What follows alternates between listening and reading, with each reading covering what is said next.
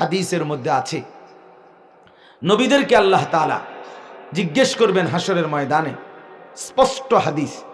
নূহ আলাইহিস সালামকে আল্লাহ ডাকবেন, ডেকে জিজ্ঞেস করবেন, হাল বাল্লাগতা, পৌঁছাইছো তুমি? তিনি বলবেন না।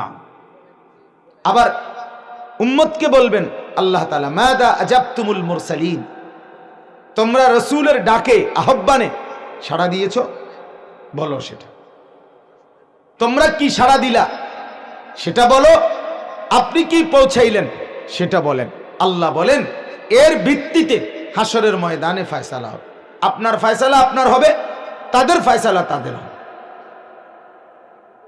3 নাম্বার, তৃতীয় কথা, ওয়া ইন তুতিউহু তাহতাদু। আল্লাহ আবার বলতেছে, মালিক আবারও মায়া করে বলতেছেন, বান্দা শুনো, যদি তোমরা আসলেই আমার রসুলের আনুগত্য করো, আমার বন্ধুর আনুগত্য করো, তাহতাদু, তাহলেই তোমরা হেদায়েত পাবে, তোমরা পথের সন্ধান পাবে, তোমরা জান্নাতের রাস্তা পাবে। অর্থাৎ তৃতীয় কথা আল্লাহ বলেন, আমার বান্দা কথাটা ফেলাই দিও না, তোমাকে হেদায়েত পাওয়া দরকার, তুমি জান্নাত পাওয়া দরকার, তোমার জাহান্নাম থেকে বাঁচা দরকার, তুমি আখিরাতের মুক্তি দরকার, তোমার কবরের আযাব থেকে উদ্ধার পাওয়া দরকার, তোমার আমলনামা ডান হাতে দরকার, তুমি মিজানের পাল্লায় নেকি ভারী হওয়া দরকার, তোমার ফুলসিরাত পার হওয়া দরকার। এই সব কিছু হেদায়েত, আলোর পথ, কল্যাণ, দিক নির্দেশনা একমাত্র পাবা যদি তাকে অনুসরণ করো, যদি রাসূলকে অনুসরণ করো। এই হলো তৃতীয় কথা। 4 নম্বর কথা, ওয়ামা আলার রাসূলি ইল্লাল বালাগুল মুবিন। আল্লাহ জবাব দিছে, বুঝাই দিছে। তুমি বলতে পারো আমি মানলে মানলাম, না মানলে না মানি, অথবা আমি মানি না, তা আপনি জোর করলেন না কা, আমারে মাথার তুললে আসার দিলেন না কা, আমারে কনি দিলেন না কা, আমারে লোক দিয়া ফিটলেন না কা। না, আল্লাহ বলে বন্ধু এটাও বলে দেন, ওমা আলার রাসূলি ইল্লাল বালাগুল মুবিন। দিবা নিশি স্পষ্টভাবে তোমাদেরকে বলে দেওয়া, পৌঁছিয়ে দেওয়া, দ্বীনের প্রচার করা, এটাই আপনি রাসূলের দায়িত্ব, এটাই আপনার জিম্মাদারি, এটাই আপনার জিম্মাদারি। এই যে আমরা আপনাদের কাছে দিবা নিশি বলে যাচ্ছি আমাদের আহাজারি, আমাদের মনের আকুতি, আল্লাহর কথা, কোরআনের কথা, আখিরাতের কথা আমরা প্রতিনিয়ত বলে যাচ্ছি, কিন্তু আমরা আপনাকে আঘাত করি না, আপনাকে ধাক্কা দিচ্ছি না, আপনাকে আসার দিচ্ছি না, আপনাকে আমরা মারতেছি না, জুলুম করতেছি না, না, এর কিছুই করব না। কিন্তু দিবা নিশি স্পষ্টভাবে বলে দেওয়া, এটাই রাসূলের দায়িত্ব, এটাই দায়িত্ব। এভাবেই দুনিয়া পার হবে। বাকি অচিরেই হাসরের ময়দানে উভয়ের মোলাকাত হবে, নবীও উপস্থিত থাকবে, উম্মতও উপস্থিত থাকবে। ফাকাইফা ইদা জিনা মিন কুল্লি উম্মাতিন বিশাহিদ ওয়া জিনা বিকা আলা হাউলাই শাহীদা। এটা সূরা নিসা, কোরআনের একটি সূরা, 4 নম্বর সূরার 40 নম্বর আয়াত। এই আয়াতটা এখন যেটা পড়লাম, এই আয়াতের অর্থ হলো নবীকে আল্লাহ বলছে, বন্ধু বলেন তো সেদিনটা কেমন হবে, যেদিন প্রত্যেক নবীকে তাদের নিজ নিজ উম্মতের সামনে আমি দাঁড় করাবো, আর বলবো যে আপনার সামনে আপনি সাক্ষী, আপনার উম্মতের আমলনামা আপনি দেখেন, দেখে আমনে বলেন কি আচরণ করতেন, আপনি দেখে কোন। তো ওয়াজিনা বিকা আলা হাউলাই শাহীদা। এরপরে নবীকে আল্লাহ বলছে, বন্ধু ঠিক আপনাকেও আমি আপনার উম্মতের সামনে দাঁড় করাবো, আপনার উম্মতের আমলনামা আমি দেখাবো, আপনাকেই দেখাবো, প্রত্যেকের আমলনামা আপনি একটা একটা করে দেখবেন, আর আপনিই ফয়সালা দিবেন আপনার উম্মতের সাথে আমি কি আচরণ করতাম। ফাকাইফা ইদা জিনা মিন কুল্লি উম্মাতিন বিশাহীদ ওয়া জিনা বিকা আলা হাউলাই শাহীদা। হাদিসের কথা শুনেন, আশ্চর্য কথা।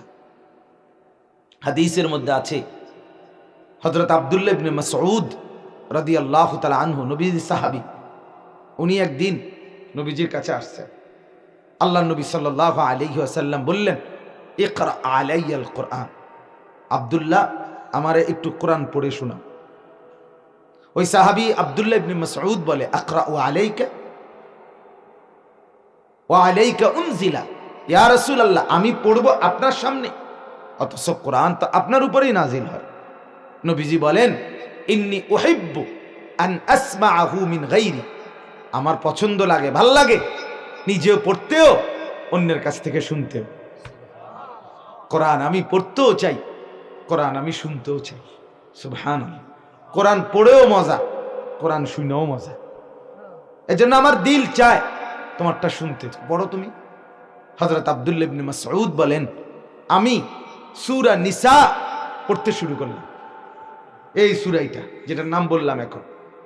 তিনি বলেন, আমি পড়তে পড়তে নিচের দিকে মাথা নামাইয়া আমি পড়তে লাগছি, যখন ঠিক বরাবর এই 40 নম্বর আয়াত, এই আয়াতের মধ্যে আসলাম যে নবী, সমস্ত নবীকে তাদের উম্মতের সামনে আমি দাঁড় করাবো, আমল নামা দেখাবো, আপনাকেও আপনার উম্মতের আমল নামা দেখাবো। আল্লাহর কসম, হাদিসে আছে আল্লাহর নবী সাথে সাথে বললেন, হাসবুক আল আন, সাহাবী এখন থামো, আর লাগবে না, থামো এবার। হযরত আব্দুল্লাহ ইবনে মাসউদ বলেন, আমি ফালতাফাত্তু, আমি নবীজির দিকে চোখ তুলে তাকাইলাম। কেন থামতে বললেন? ফাইদা আইনাহু তাযরিফান। হযরত আব্দুল্লাহ ইবনে মাসউদ বলেন, আল্লাহর কসম আমি তাকিয়ে দেখি আল্লাহর নবী সাল্লাল্লাহু আলাইহি সাল্লামের দুই চোখ মোবারক থেকে অঝরে পানি ঝরছে, কাঁদতেছেন, আর কান্নার কারণে আর শুনতে পারতেছিলেন না, এজন্য বলছে থামো। তাফসীরের মধ্যে লিখছে কেন কাঁদতেছিলেন, এই 40 নম্বর আয়াতের কারণে। 40 নম্বর এই আয়াতের কারণে কি?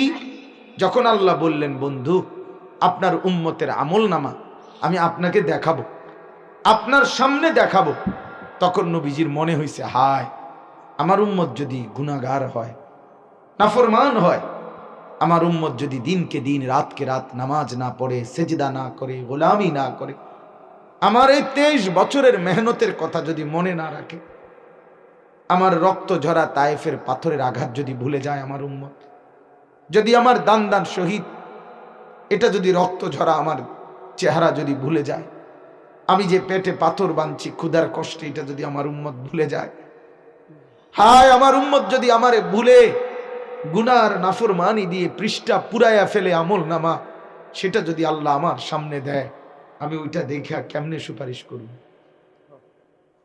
আমি কি বলবো আমার মালিকের কাছে, আমার মনিবের কাছে আমি কি শোনাবো? আল্লাহ যদি বলে, বন্ধু আপনার শ্রেষ্ঠ উম্মতের হালাতে, আপনার 23 বছরের মেহনতের বদলা এই, কি হবে তখন? কি হবে?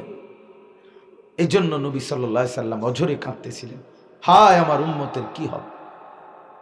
এজন্য বললাম, আল্লাহ তাআলা বলেন, ওমা আলার রাসূলি ইল্লাল বালাগুল মুবিন, রাসূলের দায়িত্ব শুধু স্পষ্ট করে পৌঁছিয়ে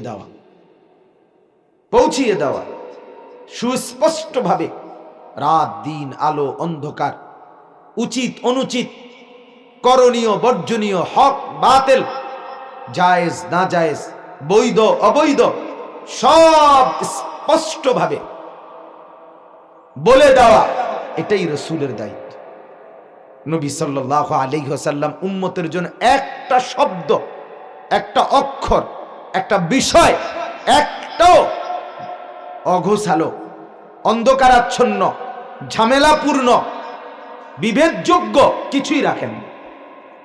তারাকতুকুম মুহাজ্জাতান বাইদা, নবী বলেন ধবধবে সাদা আকাশ, যেখানে বৃষ্টি মেঘ অন্ধকারের আবরণ চিহ্ন নাই, এরকম আলোকিত ধবধবে পরিষ্কার সাদা আকাশ যেমন, আমি রাসূল তোমাদেরকে ঠিক এরকম ধবধবে সাদা আকাশের মতো এক দ্বীনের উপরে রেখে গেলাম।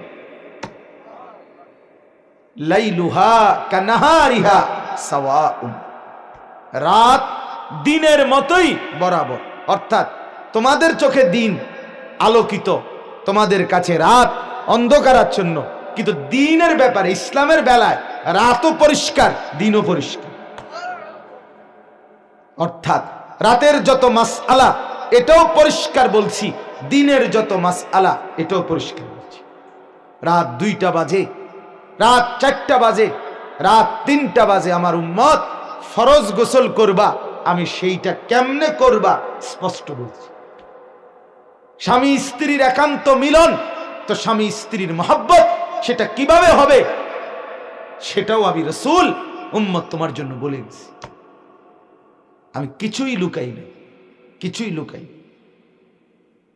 হযরত আম্মা জান আয়েশা রাদিয়াল্লাহু তাআলা আনহা সহ নবী তার স্ত্রীদেরকে বলছেন, 9 জনকে, বিবিরা আমার একান্ত ঘরের কথা, স্বামী স্ত্রীর কথা, সেগুলো আমার উম্মতের কাছে বলে দাও, শুনিয়ে দিও, আমার উম্মত যাতে কোনো অসুবিধা না হয়, কষ্ট না পায়। এজন্য আম্মা জান আয়েশা রাদিয়াল্লাহু তাআলা আনহা বলেন, নবী সাল্লাল্লাহু আলাইহি সাল্লাম ঘরে আসতেন তো নিজের জুতা নিজে সেলাই করতেন, নিজের জুতা নিজে সেলাই করতেন, এটা বর্ণনা করে জানাইছে। হযরত আয়েশা রাদিয়াল্লাহু তাআলা আনহা বলেন, একদিন সাহাবীদের কাছে পর্দার আড়াল থেকে হাদিস বর্ণনা করছেন যে নবীজি রোজাদার, এই অবস্থায় নবীজি তার স্ত্রীদেরকে একজনকে চুমা দিয়েছেন, আদর করেছেন, অতঃপর নামাজ পড়িয়েছেন। ওই পাশ থেকে নবীজির বইনফুত, আরে আয়েশা রাদিয়াল্লাহু তাআলা আনহার বইনফুত অর্থাৎ ওরওয়া, তিনি আসমার ছেলে, তো ইনি বললেন, খালাম্মা সেটা নিশ্চয় আপনি। বুঝেন নাই, মানে উনি তো স্ত্রী আয়েশা, তো বলতেছে সেটা নিশ্চয় আপনি। হযরত আয়েশা রাদিয়াল্লাহু তাআলা মুচকে হাসি দিয়ে বলেন, হ্যাঁ সেটা আমি। মানে আপনি দেখেন, এটা অন্য কেউ বলবে না, বলার কথা না।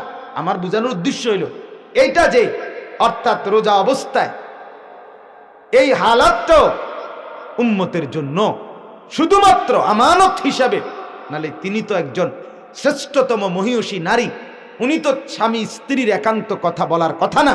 ওই যে রাসূল বলছে, কিছু গোপন করো না, উম্মতের জন্য কিছু আড়াল করো না। রাসূলুল্লাহ সাল্লাল্লাহু আলাইহি সাল্লাম এর একান্ত বিষয়গুলো পর্যন্ত উম্মতের কাছে বলে দিস। কয়টা ঢিলা ব্যবহার করছে এইটাও পর্যন্ত উম্মতের কাছে বলে দিস, এটা পর্যন্ত জানায় দিস। বাথরুমে ঢুকতে কি পড়ছে, বের হতে কি পড়ছে, বাম পায়ের উপর একটু চাপ দিয়ে নবীজি টয়লেট বাথরুমের প্রয়োজনে যখন বসতেন তখন বাম প্রাণের উপরে ভর বেশি দিতেন, এইটা পর্যন্ত বর্ণনা করা হয়েছে।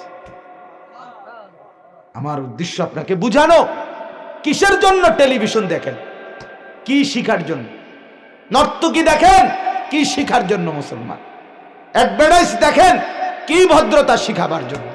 বেঈমানকে দেখেন, কি শিখবার জন্য? শুধু জাহান্নাম শিখবার জন্য, আল্লাহর লানত অর্জন করার জন্য, খোদার গজব অর্জন করার জন্য।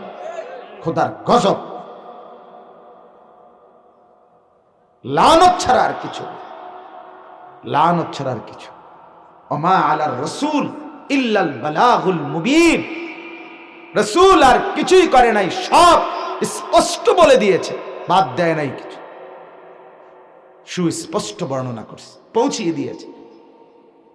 অতএব আমার বাপ, এবার আমি আমার কথার মিলায়ে ফেলি একসাথে, তাইলে আমার কথা শেষ। আমার এমন কিছু মেহমান আসছে যাদের সবসময়ের দাবি দেওয়া আছে লম্বা বয়ান না করা,